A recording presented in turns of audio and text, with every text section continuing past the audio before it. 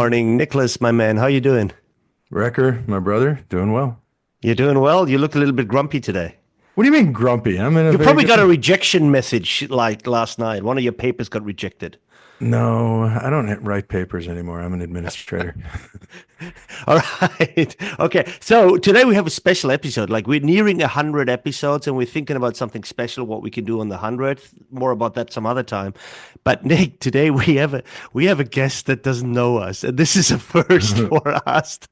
We have Jacqueline here with us, and she just admitted to me before we started recording that she has heard about the podcast, but she hasn't heard the podcast. So Jacqueline, how are Jacqueline, you? Jacqueline Corbett, right? Yeah, Jacqueline Well, Corbett from Laval. Yes. Thank you. I'm very happy to be here. So, do you listen to other podcasts? actually, no, I'm not much of a podcast listener. Oh, really? But if you did, it would be us and Joe Rogan. Sure, if I did, but I was saying that people like to listen to podcasts when they're running or working outside or whatever. And so I don't run, so that's one reason why. And when I work in the garden, I like to listen to the birds rather than Ooh, people. how So about driving in your car? I don't drive, I bike. And I Ah, Oh, there you prefer go. to listen to the sounds of the road so I don't get hit by a car. smart. So Well, that is Yeah. smart. Actually, and it's smart and it's green, isn't it? I mean, it and this is is the green. and this is Yeah. the reason why we're having this conversation today. Because Jacqueline, you're not only a professor at University of Laval, a place that I was very happy to visit a couple of years ago. Because my old student Araz Jabari is a professor there who just got tenure. Woohoo! Woohoo! Woohoo! Exactly. But also, you happen to be the president of the special interest group SIGGreen, which is, I guess, is that an unfortunate name by now? SIGGreen. Do people know what that means, Jacqueline? I think people know what they mean what that means. Yeah, so I've been SIGGreen president I'm ending my second year, so 2023 to 2025. There's been debate about whether we should change it to SIG sustainability or things like that. Personally, I love the name green because I think it really focuses us on the environment and the environmental dimensions of sustainability rather than trying to be too diverse and trying to do everything within one umbrella. So, Wait, what else is there? what As else for is there besides yeah, so sustainability? no, I mean in sustainability, what else is there besides the natural environment and Well, there's green? social Well, sustainability, there's social and economic economic. sustainability. Yeah. Haven't you heard of the SDGs, the Sustainable Development Goals? Oh, sure. Yeah, I don't know what they are, but I've heard of them.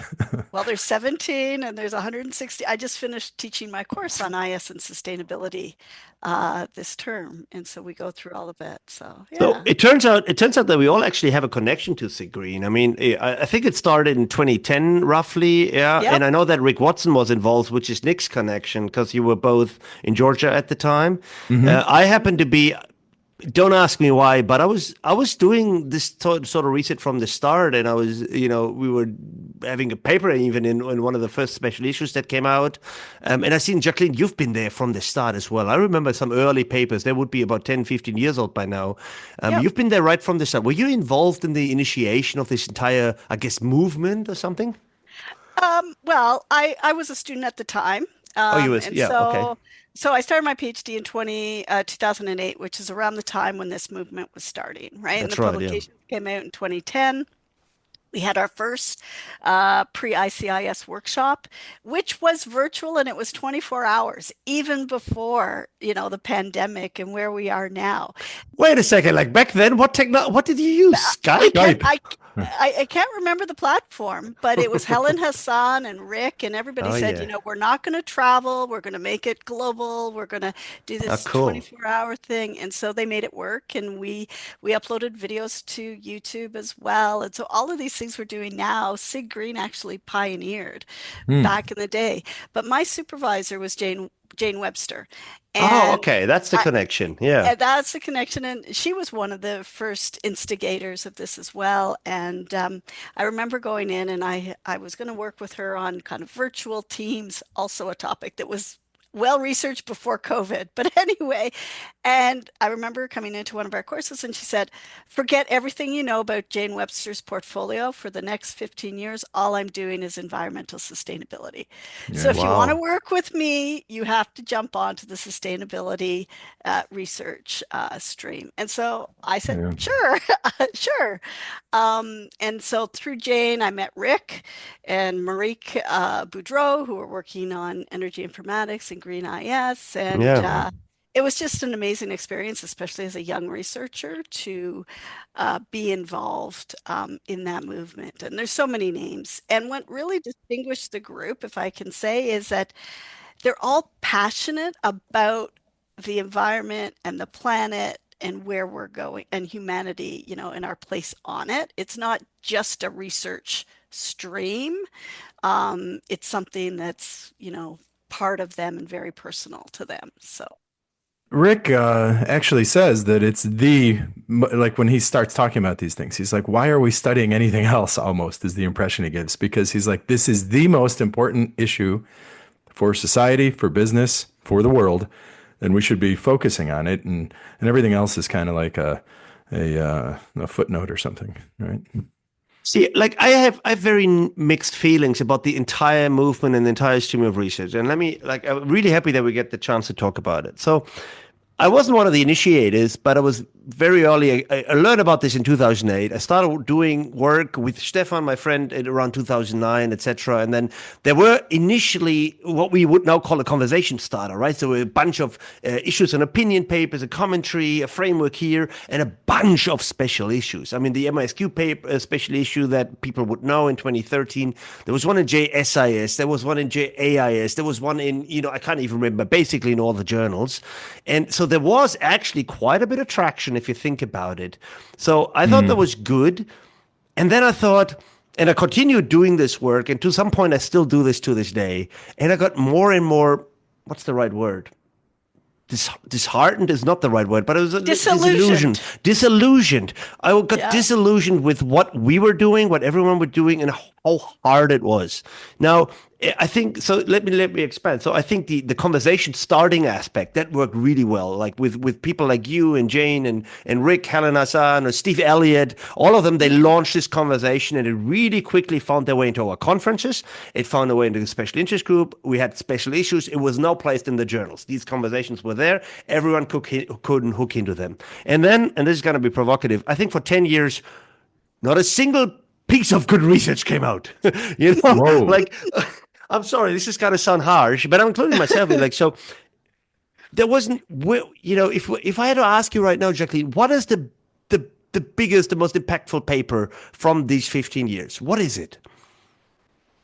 Oh gosh, you put me on the Exactly. spot. Exactly. No, that Yeah. this little pause is all that I mean. It's like I don't know either.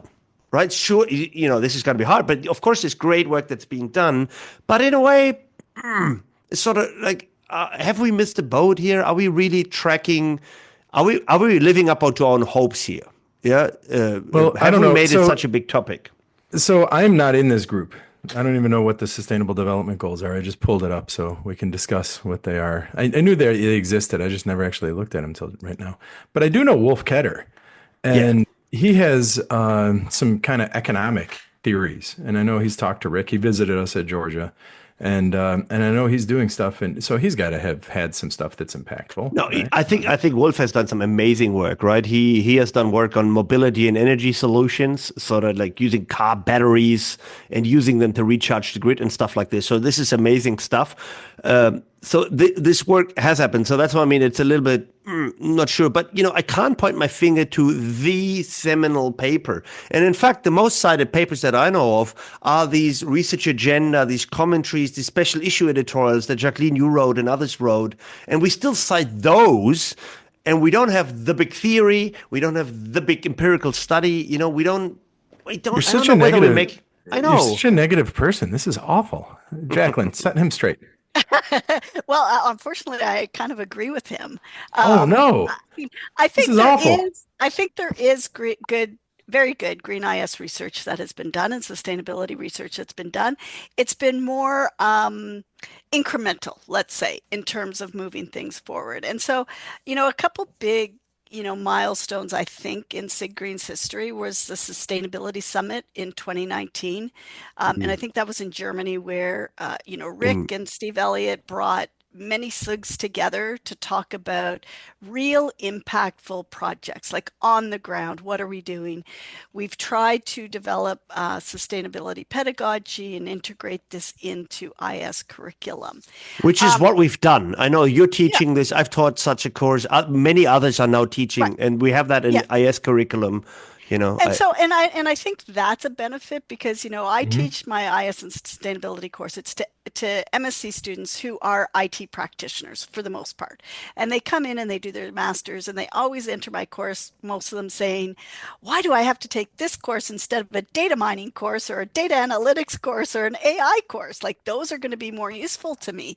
And then at the end of the 15-week term, the 12 weeks of classes and whatnot, they're going, thank you. Like they realize the impact and the potential of IS that they didn't know beforehand.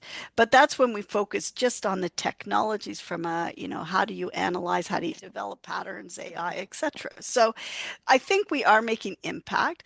The other thing I would point to is the fact that I know Rick campaigned for a long, long time to get sustainability on the agenda at AIS. And so yeah. it was one of the 15 objectives of the association, and that's kind of the Sustainability Summit in 2019 was part of that.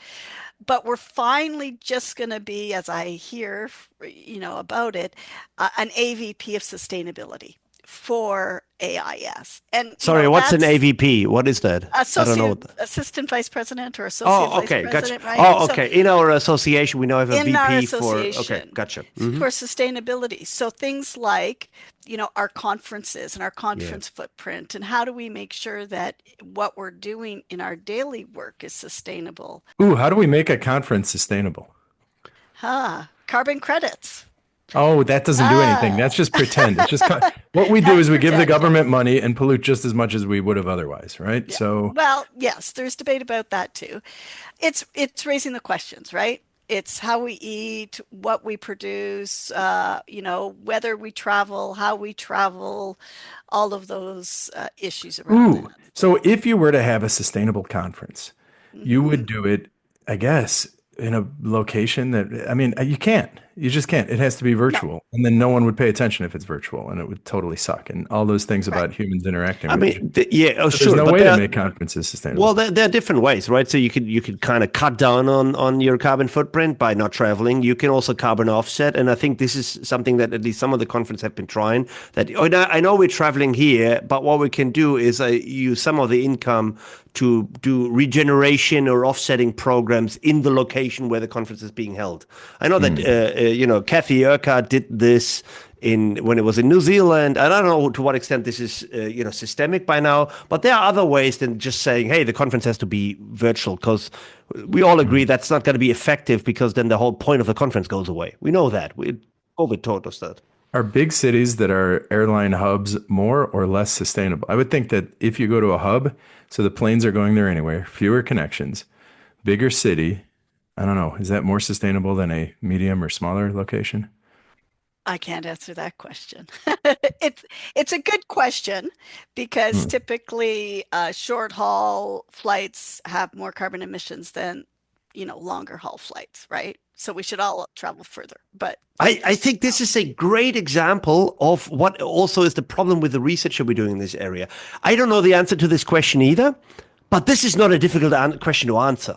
You need some yeah, data, put it in a tool, and you just compare the alternative. I mean, how hard can this be, right? And I think this is the same thing that yeah, bugs me in a lot of the green earth research, that it's vague and imprecise, and it doesn't look at like the benefits and the cost. Usually, by the way, the sustainability research in IS looks at the benefits.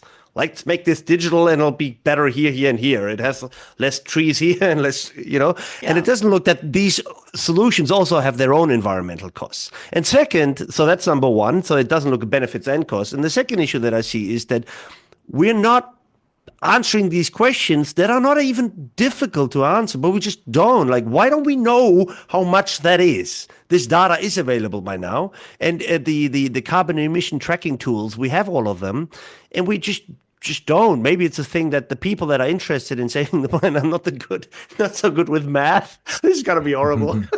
Well, it's a little bit more complicated than you're making It it out is. to be, right? Sure, Because sure. I mean, there's lots of assumptions that have to be made around, the calculations and whatnot. And so, for me, I think it's easy, right? How do we reduce climate change? Well, we stop burning fossil fuels. Well, how do we do that? Stop driving your cars, right? Stop heating your homes with fuel, with combustible fuels, change our electricity systems all to renewable energies. But that requires fundamental changes in people's values and behaviors, and we're not there yet, right? So a lot of the, our Green IS research has been either organizational. How do I make the organizational more sustainable? Which is really where I'd like to see a difference, because it's usually comes down to costs and economics, right? Like if you're more efficient, you'll use less resources and therefore it's green. And we have a lot of this greenwashing research, I think, around the topic where people throw in sustainability, but really it's not, Yeah. sustainability. And then we have some research that's at the individual level, which is how do you get people to change their behaviors, right? Right. And I've Yeah. done work on persuasive systems and, digital nudging and stuff like that. And does it really have a long-term effect? Well, we see that really it's really, really hard to make those systemic changes. Europe might be different than North America, the United States, just culturally in some of those respects. But fundamentally, changing behaviors is hard. And when they don't see an immediate benefit, it's even harder, right? Yep. So there's that tragedy of the commons as well that kind of comes into play with all of this. So it's not quite as easy as you think, Jan, but I think having someone at the association who's looking at those questions and then can say, for us, it's these are the better options, or when we're looking at conference locations, looking at how many people are coming from different places, how far the average distance traveled is, what kind of transportation can be done, can be taken. I mean, those are all important questions. I mean, I know I came across as negative here, but the reality is you can flip this and paint a very positive picture. So as you said, like we have an association that has a committed value, it has a value officer. We have these conference themes, we have these tracks, Yeah. we have the journals. You can take such a topic, do a research on this important dependent variable, and first of all, you can submit it to any IS journal, no problem. Second, the hook, the problem writes itself. Like, it's not difficult to argue sustainability or some measure of that being your dependent variable. That's not difficult to argue at all. It's like, look, it's very obvious problem. And third, we even know where some of the interesting problems lie. We know them, right? We know the tragedy of the commons problem. We know the incentivization, like the long-term systemic change of behavior problem. We know that technology is a double-edged sword. It's good. It can be good, but it can be bad. So we know all of these things. Really, I sometimes we just need a few more people, do a few more, few more studies. We need more studies on how we use gamification. We need more studies on how to do nudging. And then we need a few people that do a meta-analysis of all of these studies. So it's sort of like I see research problems, papers lying there. We just need a bunch more people to do them and and submit them. And because we are, frankly, I've been one of the editors that has this as a topic, and there are people like that on the board of every journal. I don't never get a green paper. You know what I mean? Like I rarely ever get a sustainability paper to begin with. It's not that I'm rejecting all of them. I don't get very many. No, I got to submit to you then, because one of the common things I've seen over my career publishing Green IS work is, this concern or this question. So why is Green IS different? Why, if your dependent variable is reduced energy use or reduced carbon emissions, why is that different than any other IS, right? And why do you need to position it as such? And we do try and make that argument to say, look at what's happening in the environment, look at what's happening in the climate, look at the forest fires, look at the flooding, look at the, the these climate related risks, that's why it's important and that's why it's different, because it's not business as usual. But when we approach these problems as business as usual, we end up with business as usual solutions. So we end up with things like sustainable mining, right? And I put air quotes around sustainable mining because it's just an oxymoron. It is. It sounds oxymoronic, doesn't it? And Dirk Hovorka did a great webinar for SIGGreen just last month, I think, and he was one of the early people in this domain as well, and a little bit disillusioned because of our lack of progress in terms of actually changing what's happening on the ground. Because ideally, research should inform practice, and we're not there yet either. And we do have great research on that front. But his thing is, IS researchers are not engaging enough with climate scientists. We're not engaging enough in that interdisciplinary work to really understand the cause and effects and climate related issues, right? I wonder if it's because it's really what you're getting at is a particular outcome variable. Like you even said it, Jacqueline, when you were talking about nudges and at various levels of analysis and tragedy of the commons and these are classic theoretical constructs that about changing behaviors and you don't need sustainability for any of this. You need good theory about technology and behaviors and changing behaviors and perhaps adaptation of technologies and for particular outcomes. So if you're being theoretical, if theory is your goal, then sustainability just happens to be a context for your theoretical goal. So if your goal is not like your paper, Wrecker, on with Stefan and JVB on the Yeah, the sense making. right? Yeah. Yeah, that's sense making and affordances. The fact that it's green is kind of incidental to the theorizing.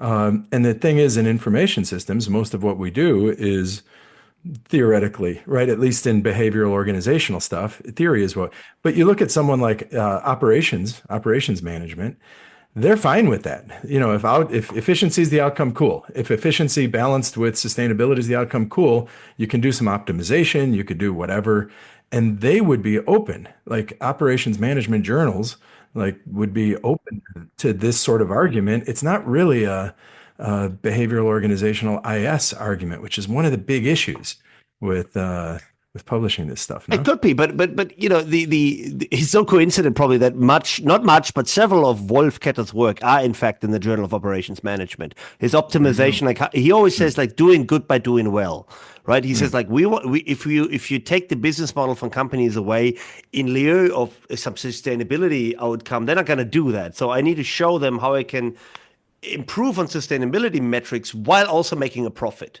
right? Yeah. And so makes it a complex optimization problem, and he solved some of it, and that is actually appearing sometimes in Journal of Operations Management. Yeah. So maybe maybe But you're you know right. what that's doing? That's like making your medicine taste good, right? Like we're pretending, but why not just say we need to address climate change directly? Like that is a bona fide objective for business, right? And it's because many of us IS researchers are in business schools, right? So we have to focus on those dimensions, of the research. So I think what we need for research is not more lit reviews. I review Yeah, a lot of I'm lit with you. reviews on sustainability.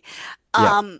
I would like to see more design science work. I would like to see more applied research, where we're actually getting to the last research mile, which is not just a prototype that I tested in a lab experiment or an online experiment, but actually implemented with real organizations and could measure the sustainability benefits. And in fact, in 2010, my first paper with Rick Watson and Marique and Jane that we presented at that SIGGreen ICIS workshop was on the importance of environmental sustainability measurement. Because we said if you can't measure, what the outcomes of our sustainability things, and it's not just, I mean, now we're much better managing carbon emissions of organizations and things like that. But if you can't measure it, then we're hopeless at trying to change it. So let me draw, like, I like that very much. I mean, especially this emphasis on design and, maybe even action research, these types of methodologies that take ideas and solutions into practice and study them there. Uh, but to be honest, let me tell a little story of the work that I've done with Kenan actually on this eco nudging, right? So this was an actual field experiment. We built actual simple information systems that were doing some sense making support, and we could measure the output that it had on some sustainable behavior. Yeah, so in this particular case, printing, how many pages less do you print? How much less, whatever energies do you need, etc. Very quantifiable. And that was our hope. We said, like, we don't know. We are the first to be able to measure the impact of sustainability support system that people have theorized and shown and demonstrated. How much does it really do? Well, it took us 7 journals and 6 years to get that published. Now, of course, that's our own fault. I get that. But I was always marveling at this. It's like, I get it. We're not brilliant and we don't write about it well, etc. But show me one other field experiment with two actual systems that we put in real organization with real measurable data. I mean, come on. Seriously, like it took us so long. I mean, it got out Yeah. 2024. We did it in 2016. That's how long You ago had it the was. wrong Like, you had the wrong editors, is what you no, I had. think, I don't blame the editors. I don't blame the journal. Of course, it's our fault. I get that. But this is a little bit, I think this is indicative Yep. of some of the challenges you have. The other challenge that I wanted to draw up on is over the last, I guess, 8 or 10 years, I've been interested in digital circular economy, sort of like circular business models, companies that have these sorts of ideas. Well, you run into a different challenge. Now, if you want to study those empirically, you need to have some that you can study. Yeah. And in the beginning, there were only startups doing this. There were some circular startups. A year later, they were all gone. Yeah. So go and find a circular economy business that's actually doing well that you could study and learn from how they did it.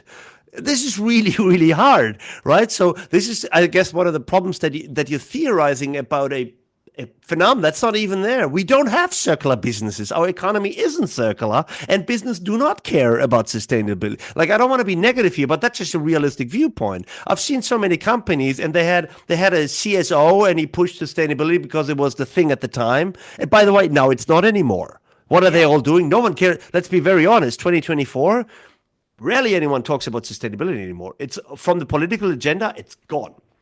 Yep. Yeah.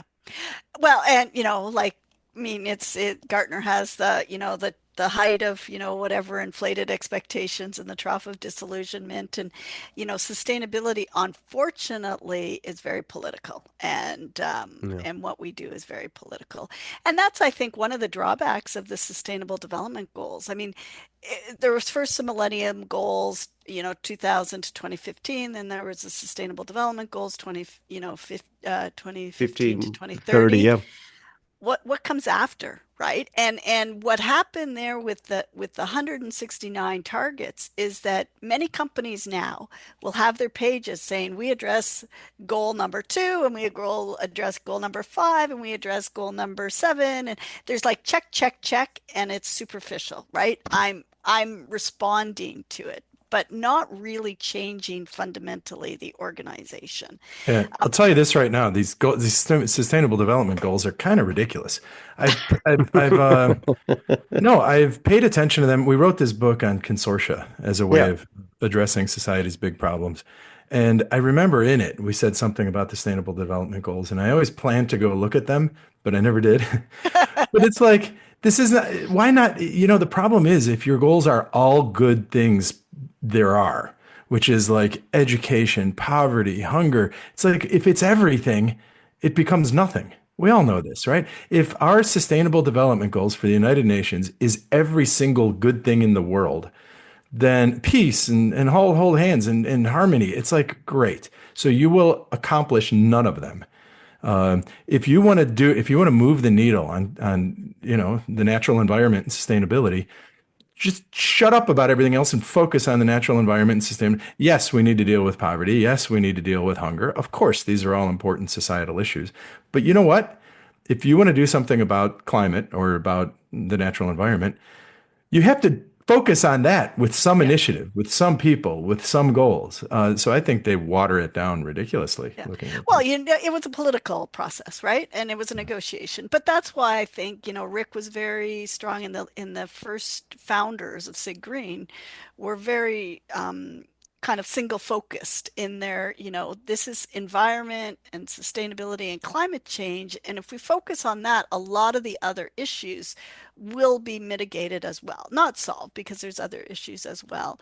And so while, there's now, green IS, what's digital sustainability, now we're talking about resilience. Well, resilience is part of sustainability because of our own causing of these, these problems and whatnot. So one of the things I do in my class, and I really think we need to get out of this business as usual business mindset, is I bring in Indigenous perspectives on sustainability. And not Hmm. to say that they're perfect, but they do provide a different view. And one of them is, within the Indigenous First Nations here in Canada, is this idea of 7 generations. And it's common among Indigenous peoples around the world, where you don't just look at, your next generation, but the generations that came before and the generations that come after in this whole stream of life. And I have this question in my mind. I said, if we designed IS, thinking, 3 or 4 generations in the future, what would it look like? Because I think it would look much different than it looks like today. And I see that with AI now because there's lots of discussion around AI and the sustainability of Yeah. AI. And business short-term focused on results, maybe quarter, maybe a year, but not generations, right? And I asked my students that question. I said, what problems are we creating today with IS that researchers in 10 years from now are going to be researching? So I've also worked with Fred Niederman on futures thinking. And I think that's Yeah. something else that we need to think about in IS research. In fact, I've kind of I suggest, me add another type of IS theory to the 4 or 5 that we already have and say futures theory, right? And it's not prediction, but it's, anticipating different potential I futures. mean, this is a stream that is interesting and it's emerging, right? Dirk Kevorka Yeah, did this yeah, future-oriented theorizing. I know in management, there's people like Ali yeah, Gumizai, and they've looked at prospective theorizing, which is imagining prospective, desirable futures. right. Yeah, so I think that's the way to go. I would be even more mundane. I mean, I would just I would like some very basic classical empirical analysis of where we are. Like right now, what is the relationship between IT investment and I don't know, say sustainability benefits? What is the can we just give me some nice case, give me some nice analysis. I don't expect too much of theorizing around this. So number one, just straight up descriptive empirical work. I'd like to see that because that would be a good basis to then do your prospective theorizing on and say like this is where we are and this is where we want to go. And the second thing is then and you mentioned this earlier. I want to come back to this. We still don't have a really nice theorization of green IS, etc. What we have are all these nomenclature stuff. In the beginning, it was what's the difference between green IT and green IS, and it was sort of vague, etc. Now we have digital sustainability, and it's like as if that's the different thing. To me, this is all the same thing. And we're just making it really hard because then we have to, spend 4 pages on saying we mean this, but we don't mean this other thing. Whereas in fact, and as an outsider, say like, you look at tech and sustainability. I get it. I don't care what you call it, but that's the relationship that you're investigating. Let's get on with that, right? And where are the big theories? So we have this IS role is sense making, sure. What else? That's not going to be all of it. Yeah. So I think that would be a great space for people to do theoretical work. And then the third thing is let's build some more solutions. Like I'm in Germany and there's great student groups and great people here. Just listen to a talk just now where they built a Gen AI tool that automates sustainability reporting for small companies. Well, that's great. Let's build more of those. I mean, I don't see anything wrong with that. But is that great, really? Because then the company doesn't engage in actually sustainability. The AI just does it for them. Yeah, but like you want the radical change. I'm just happy with I do incremental want the progress. radical change. Yeah, and I'm just happy with making incremental progress, like more artifacts, more empirics, more theory, and like I would be happy with that. I understand where you're coming from, but I would just be happy with making progress, to be honest. Yeah. To get away from the here's another literature review. Let me ask you a question then. Do you think we need a special journal dedicated to Green Absolutely IS not. or sustainability? Absolutely not. Absolutely not. I am very much impacted by I think it was a slide deck by a computer science professor when I was an early PhD student. And he said the top 10 things of what not to do in an academic career is invent your own field, invent your own journal, etc. So, Jacqueline, like, to be honest, if you created a new journal, you would have to attract submissions, and the very normal process for such a journal is that you have to slowly, surely, over a long period, you build up quality and reputation. In the beginning, you have neither of these two things.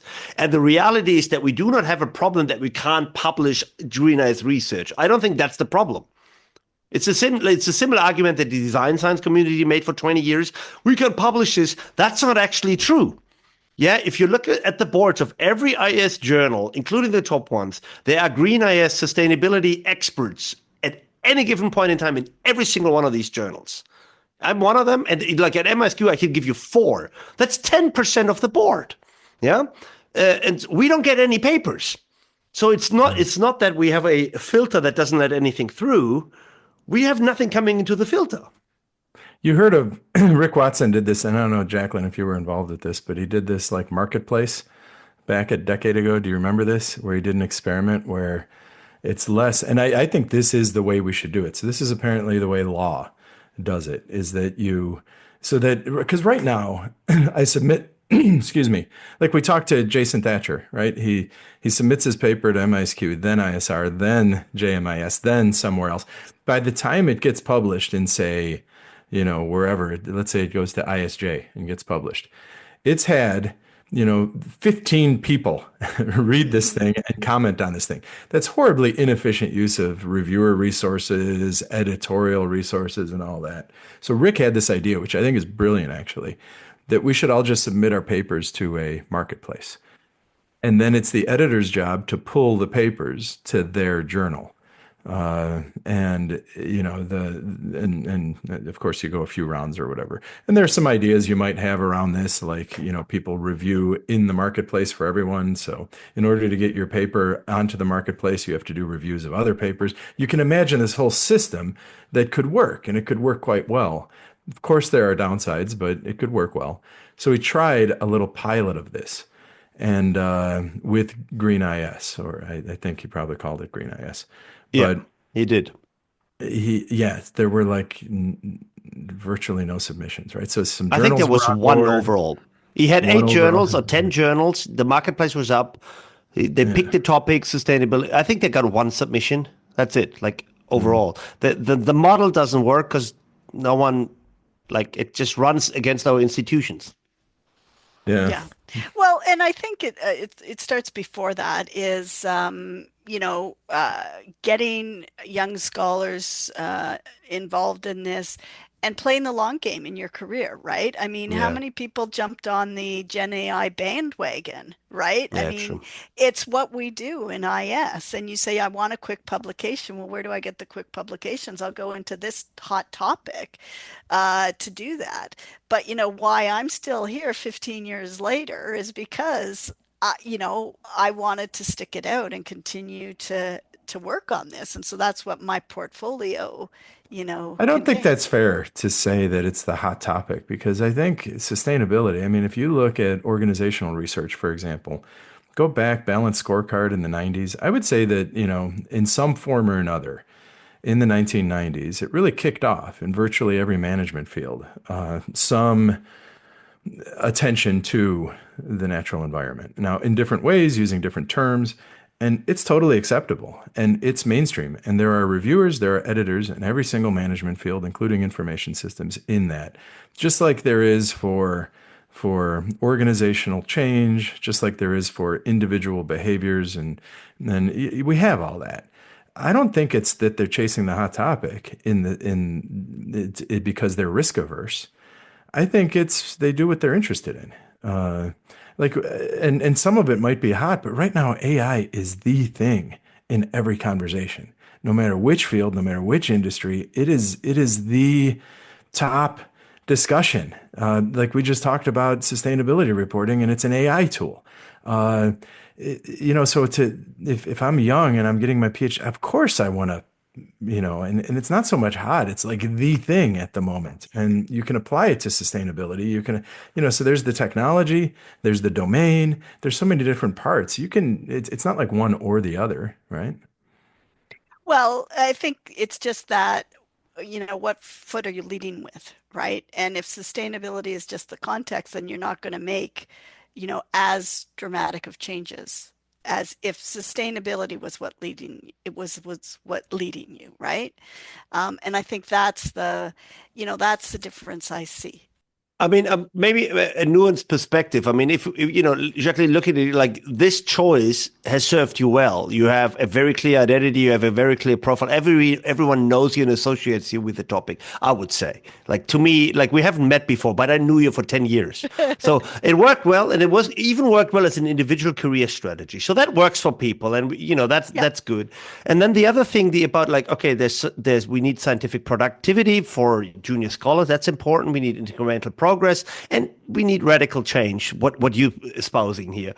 Well, that doesn't mean we have to do all of that all at once, and everyone has to do all of that, right? So I think you could say, look, junior scholars, this is a hot topic. The data is like you can study it now, and I will say this now because 10, 15 years it was actually harder to study that. Now we have Yeah. some firms, maybe not all firms. We do have examples, we have failure, we have data, all sorts of things. It is possible. The journals are open to it, so you can in fact build your career around it, and you can in fact build in the latest technological advance that you're interested in, like AI, anything else. You can marry that with that topic. Now, once you're in, yeah, once you have your tenure, etc., then maybe the onus is then becomes like, okay, that's not enough. We also need to instigate and do the change, what you're pushing. So maybe that's more on us than the next generation, right? But that doesn't mean that the next person who's interested in topics like, oh, Jesus Christ, I can't do the radical change. No, you don't have to do that now. I think it's enough if you made some progress on our knowledge on this front, and that'll help everyone.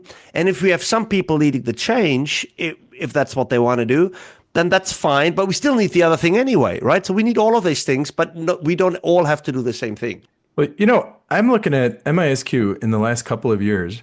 I just pulled it up, and there's actually a pretty significant number and this is just one journal, right? Terence Saldana, Yeah. and gang has technology standards and strategies influencing performance, the role of environment, cost, and I mean that looks good.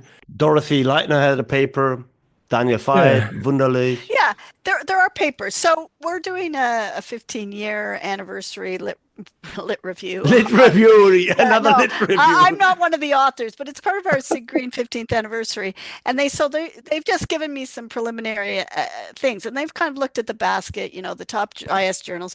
About 15 to 20% have sustainability in them, right? So you do your keyword Wow, search and you that's do a that. But lot. That but is. but here, when you get down to which ones are actually SIGGreen, like meaningful, it's 1.6, right, percent. So there's a lot that talk about sustainability broadly, but don't actually engage with, climate change or the environment, in a meaningful way. And so that's where, we need to, I think, get that number up. If we're serious about the climate and environment and environmental sustainability. But I agree. The groundwork has been laid. I think there is definitely opportunities for young scholars to come up here and make a career in Oh, sustainability. absolutely. Mm. There's lots of different domains. That's what's nice now is if you're energy, which is kind of where I started, if you're more in persuasive and gamification and behavioral change at the individual level, there's space there as well. There's lots and lots of important questions. So there's no shortage of problems to address in our research.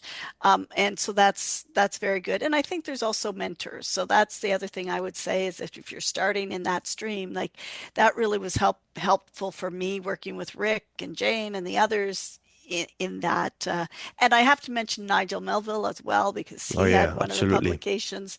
Um, and so there is that potential there, but also always with the view of I want to make an impact and how do we change this, and all the steps together will count. So. And I guess I would add to that list real quick is once you pull that off, and of course it's difficult and hard. All of this is difficult and hard. I made the experience that it's incredibly well received. You know, these papers, people like them. You know, you may get an award, like Stefan won a bunch of awards. You know, like people. It's not just another paper. That's the beauty of it because it's an important topic, etc. And so we do like seeing them, and these are not the kind of papers that are easily forgotten, to be honest. So you know that might be another incentive for people to engage in this.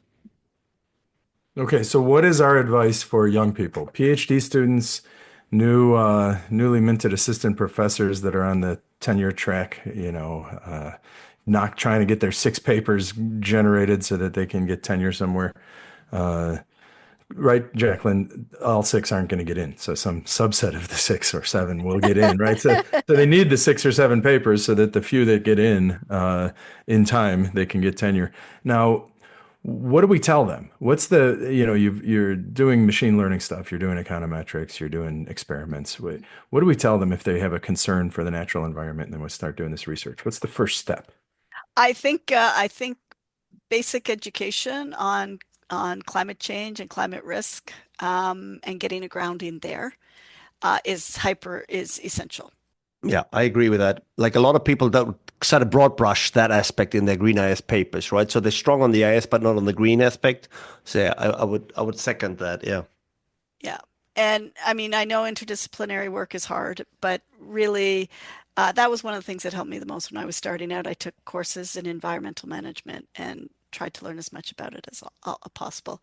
I would say, but this is not just green IS. I mean, be ready for rejection, and learn from it. Yeah. Persevere is important. Because, and I tell my students this, it's like if you're going to work on something for 4 or 5 years, make sure you're passionate about it. Like you really do need to believe in the cause to a certain extent, because otherwise the rejections, it's kind of like sand. It'll shift around you and you'll move on. Find a mentor if you can. And SIGGreen is there. We have a very stable and very supportive group, Yeah. willing to help young researchers through this process as well. Well, sign up. In fact, like there's a lot of you do And, and, webinars. I and know. submit Yeah. your journals to Jan because apparently he's not busy enough as an editor. Absolutely. Can I add one thing to your list? I would go as far as like whatever you're measuring there, and I don't care what your method is, try to be as precise and quantifiable in your measurement of whatever your environmental. Don't talk like I see papers that have sustainability or more sustainable, something like Yeah, this as the dependent variable, so to speak. I'm like, what does that even mean? Yeah. yeah, So what is it? Is it water? Is it yeah, energy? Is it yeah, is it going down? How much? How little? Yeah. And even if you do a qualitative case study, try to get some data. Like try to get some. Like we had 200,000 liters a year. Now we have 150,000 liters a year. It makes a huge difference if we can be more precise in what the actual impact is. So impact measurement, I think, is a key thing in this stream. And as broad as the SDGs are, we also need to bring SIGGreen down to like there's carbon emissions, there's water, there's pollution, like there's all kinds of different effects. So just a All right, second. so you gave some advice for junior. Now I want one thing that you want them to read. Now, of course, they're going to read Rick Watson and Marique Boudreau's work and everything like that.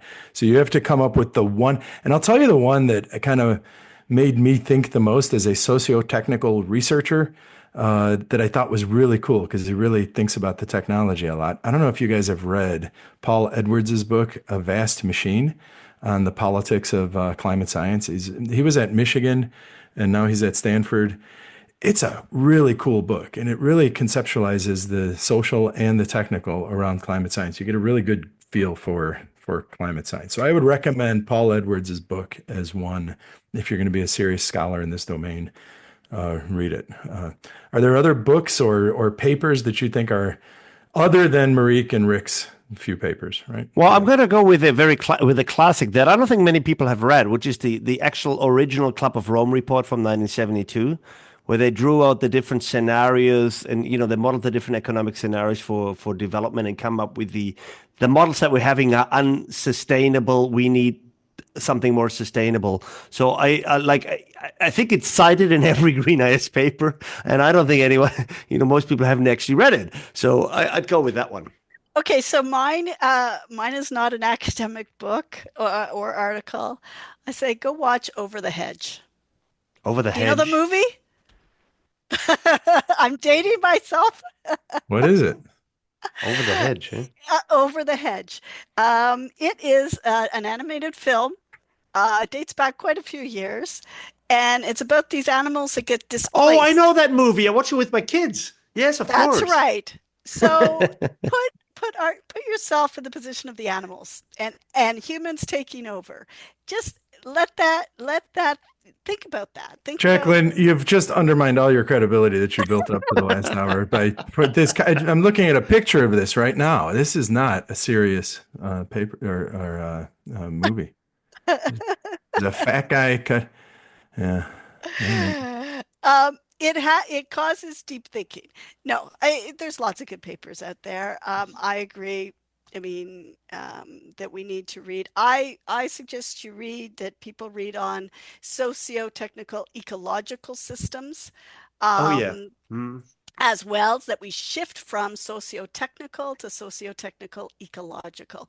But my recommendation is true because when I teach sustainability, when I talk to sustainability, we need to think of it differently. We need to think of our values. We need to think of the future. We need to think of systems, of course, which we're very used to doing. And we need to talk about strategy. So strategy and systems we're already pretty good at doing in IS, but it's the futures where we fall short, and it's our values where we fall short.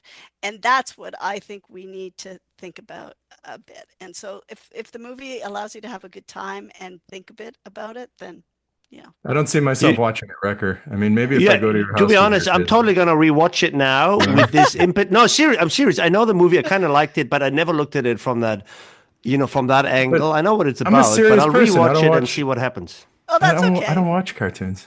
Well, I have kids that are 4 and 7. If I tell them I watch a cartoon, I have 3 people watching with me. So I'm totally going to watch it again. So Jacqueline, this was not everything for everyone. So there you go. No, absolutely not. But Jacqueline, this was wonderful. It can't be that 5 years and we hadn't talked about a topic that even that we do ourselves. So it's really great that you came on, and we're going to push people to SIGGreen. I know I've been a member of this initiative since 2010, not overly active all the time, but I know that you do great things. I'm looking forward to all the special 15-year anniversary things in the future with this, and I hope this episode actually spurs some more progress in this area. Not less. Go to SIGGreen in Nashville this year. Exactly. Right? Yeah. Are you going to have a meeting in Nashville for SIGGreen or a virtual one or whatever? Every year we have the pre-ICIS workshop, SIGGreen workshop, so that will be held. We're also having events here in Montreal. I'm not in Montreal, but very close by for AMASIS 2025. So there is a workshop called the Digital Collage coming up at AMASIS, and then there is also going to be a celebratory wine and cheese, or I don't know if it's a wine and cheese. Wine and cheese for the environment. Let's go there. So Jacqueline, book a bigger room because you'll have a lot. Yeah, you'll have a lot more people coming. We might go out to a park or something. I don't know yet, but we'll have but the idea is to celebrate some of our success, but also push us further to make change for the next 15 years. That's awesome. Well, thanks so much for coming on. This was really nice. Thank you very much. And thanks for everything you're doing for this community. Yeah, well, thanks. You. And I may listen to your podcast. Wow, we got one more listener. Okay, here's the deal. If you watch my movie, I'll listen to your podcast. I'm not going to watch your movie, and you're not going to listen to my podcast. We know this, Jacqueline. All right. Well, thank you very much. Bye-bye.